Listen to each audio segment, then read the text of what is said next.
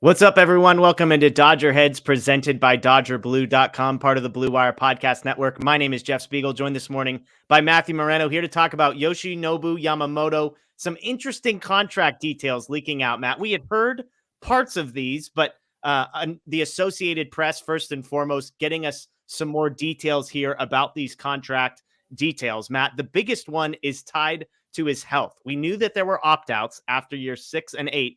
It turns out those opt-outs are after year 6 and 8 if he remains healthy. If Yamamoto has Tommy John surgery or spends 134 consecutive service days on the injured list, those opt-outs move to after years 8 and 10. Matt, give me your immediate reaction when you hear those details, that if not healthy, the opt-outs actually move back. That honestly, it's a great deal for the Dodgers. And I think kind of seeing how some of the, we discussed it on our live show the other day, some of the contracts for starting pitchers that have now come out. Yeah. And, I know Blake has also texted us and saying, hey, like Yamamoto's deal almost looks like a steal now in terms of AAV and stuff like that. And I think this sort of lends more credence to that because, yes, I know that there is some in the baseball industry have expressed concern or doubts over Yamamoto's durability just because his stature. He's a shorter guy, a little bit thinner than you're used to seeing from an ace caliber pitcher that he's projected to be. But this, I think, sort of protects the Dodgers from the standpoint of, look, like if something does happen, unfortunately, for whatever reason, they're still going to get kind of, several years out of him one way or another. Yeah, if you think about the opt-out, because it's a player option, the Dodgers have no control, meaning only bad things can happen. If Yamamoto is far outperforming this contract, he can opt out. That's bad for the Dodgers. If he's terribly underperforming the contract, then he doesn't opt out, and that's bad for the Dodgers. And so if you just push the decision back as far as possible, which if he were to get injured, that's what would happen. Like you said, I view that as a really positive thing for the Dodgers. It just says, hey, we want to make sure we're getting somewhere in the vicinity of at least 6 years of you pitching. And so if you have to miss a season and a half because of Tommy John or any right elbow injury, we want to be able to protect ourselves again. That would move the opt-outs from year 6 and 8 to years 8 and 10. The other detail on that one, Matt, is that if this clause is triggered, if he does have Tommy John surgery or miss that 134 consecutive service days with an elbow injury, that's the specific part, right? Elbow injury. The Dodgers would also be able to add a 13th year to his contract for just $10 million. So I've been looking at these numbers. That's like 2037 or something, Matt. Those numbers mean nothing to me, but that's another detail. Some more notes here. The salary, we knew it was deferred. More details about that included as well. He's due a $50 million signing bonus. The first note is that $20 million of that will be due by February 1st. The remaining 30 will be due by July 1st. But as far as actual salaries go, Matt, this is interesting. In years 1, 2, and 3, he will make $5 million, $10 million, and $12 million in salary. Year 4, 5, and 6 was $26 million, $26 million, $26 million. Now, this is interesting because that's where his first opt-out, if he stays healthy, happens. And then the salaries go up, $29 million in 7 and 8, which again is followed by his second opt-out, and then $28 million a year in the last 4. So if you're looking at the highest annual average values of his salary, it's those last 6 years. So if he does opt out after 6 years, the Dodgers will have only paid him, $105 million in salary plus $50 million in signing bonus. So that's a 6 years for $150 million if he were to opt out, which, to Blake's point, to your point, is a really great deal for the Dodgers. Yeah, and again, we had heard that his contract was backloaded, and that I remember you tweeting about stuff like, "Hey, like that makes a ton of sense for the Dodgers." But now seeing the actual figures, and like you said, this is from Ronald Bloom of the Associated Press.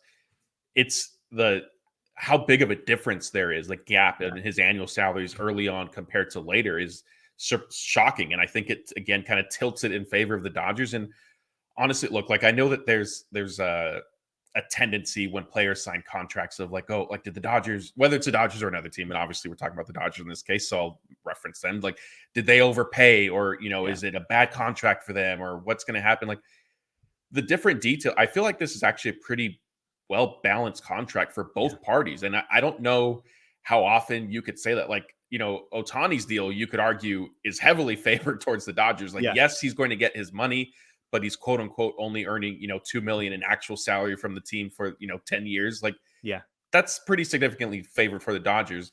Yamamoto's not quite as bad. Obviously, his huge signing bonus helps, but if he does end up staying over, there is some risk for a pitcher and for any player when you sign them to such a long-term contract, but it could end up working out. And frankly, if he does stay healthy, which obviously everybody's hoping for, regardless of the money involved, you never want to see players hurt. But if he does stay healthy and he does pitch well, then yes, like the odds are he probably does opt out the first chance he gets.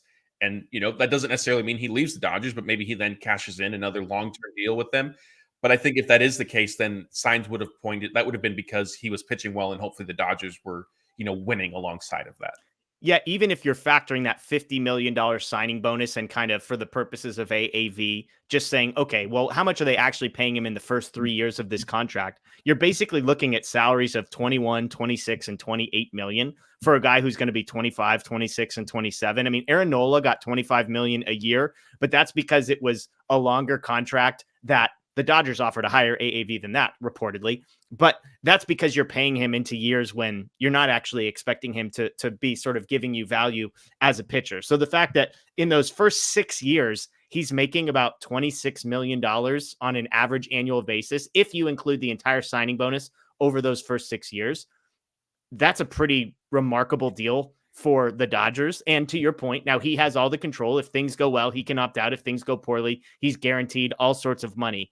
The last detail, Matt, that's significant about his contract that we learned is there isn't a no trade clause in Yamamoto's contract, but there is a clause that says if he is traded, he can opt out immediately following the next year. So if for some reason the Dodgers wanted to trade him, which nobody expects, the team receiving him would have to take on the risk that at the end of that year, regardless of where he is in his contract, has nothing to do with the year 6 and year 8 and year 10 opt out type stuff. He could opt out immediately after. So it's not a no trade clause, but if you can't get a no trade clause, Matt, this is pretty much as close to a no trade clause as possible. Yeah, and I'm inclined to believe that this probably came from Yamamoto's side, Yeah. just based on his comments about, and I know I kind of joked about it on Sunday, like he was asked, were you a Dodgers fan? He said, no, like I grew up watching them, I rooted for them, but no, I wasn't like a fan per se. Although I did see some stuff after the fact that there might have been things kind of lost in translation with that, but yes, it makes sense if you're Yamamoto to, the Dodgers just gave Ohtani a no trade clause, and that was a first under Andrew Friedman and, the Guggenheim ownership group. And so the odds of Yamamoto getting that probably weren't that high. But yeah, like you said, this is kind of the next best thing. And I don't anticipate the Dodgers, looking to trade him for whatever reason. But, from his standpoint, like I said, like you give a little, you take a little, it makes sense for him. If he did have, an affinity for the Dodgers organization, perhaps Southern California as a whole as well, but he would want some protection. Just, it is a sport as much as, it is a business as much as it is a sport, and we don't foresee things happening. Like stuff comes up unexpectedly. And so, if you want a little bit of protection, there's nothing wrong with that. As I look at this, I think the opt-outs being moved back in the case of injury is a win for the Dodgers. That's like, when I say a win, I mean, what we knew is that he signed this contract. We knew there were opt-outs after year 6 and 8. That was the news we had before this all broke yesterday afternoon. So now knowing this, that's a positive for the Dodgers. Hey, if he gets hurt, the Dodgers have some protection. That's a win. We knew the contract was backloaded, not necessarily to this degree, the last 6 years being the highest 6 years. So that's a win for me for the Dodgers. I think the trade piece is not necessarily a win for the Dodgers because it's not a no trade clause, but again, it's as close to one as you can possibly get without actually getting it. So Matt, I feel better about this contract after knowing these details. Like I feel like my view on the contract, which was already positive, by the way, has moved even more positive. Do you agree with that a sentiment when you look at sort of the finer details that have trickled out? Yeah, definitely. And like I think the headline there is to begin with, I didn't have any sort of real issue with this contract, just like you said. And so it already was a contract that I thought if it's not going to make sense for the Dodgers, like it was understandable, right? Like you needed to spend to get, like if the Dodgers didn't go to this extent, like the Yankees, the Mets were, at 300 plus million. But yes, seeing kind of the additional details that we just have discussed, like it does make it a quote unquote better contract for the Dodgers than it was maybe to begin with. And I know, maybe we'll see in some of the comments people saying, well, if he gets hurt, then you owe him money at the back end.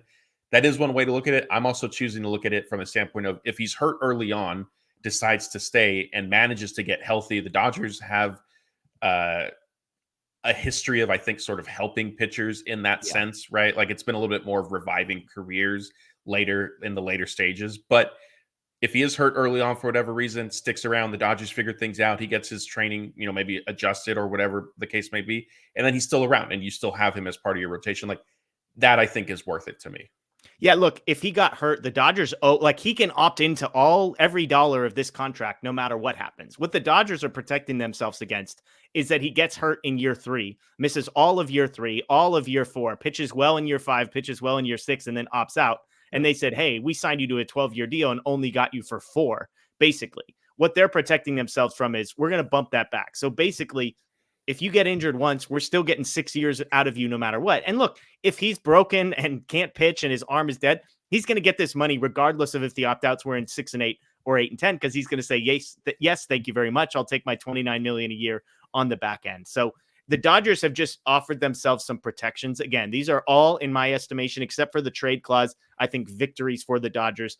It's the cherry on top to a contract that we already liked, to a move that we already liked. And as you pointed out, when you see the Giolito number, you see the Frankie Montas number, you start to feel a lot better about a guy who's making, $25, $26 million annually over the first 6 years of a contract, especially when you consider those contracts were given out to guys on the wrong side of 30. This was given out to a guy who's 25 years old, who's just going to be stepping into his prime and who, by all accounts, might be already one of the 10 best pitchers in Major League Baseball. So let us know what you think below. Again, to summarize, if Yamamoto is perfectly healthy, he can opt out after years 6 and 8.